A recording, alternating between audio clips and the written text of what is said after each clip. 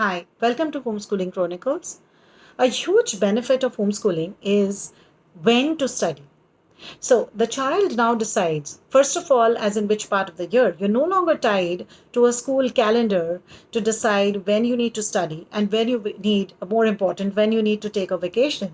You can actually now take vacations during the time where everybody is in school. So you get non-peak, rates. But that aside, so the child is really able to pick, when they wish to study, or if they are ill or they wish to take a vacation and a timeout, they can do that. The student progress manager helps to change the deadlines for the assignments as per the child's requirement. But more important is the daily schedule. So no two children are alike, in terms of their efficiency rate as to when they study best. Some people, study better in the mornings, and some people study better in the second half.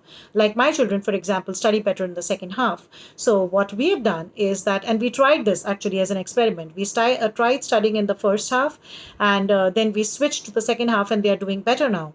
So what we now do is that they start their day with the prayers and physical exercise, but after that they do their creative time and their non-gadget play and their reading time and listening to music.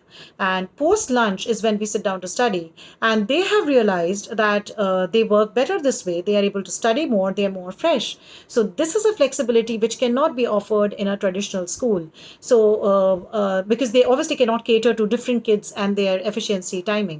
So I feel that this is a huge benefit. So the when to study is also a huge benefit of homeschooling at Wolsey Hall.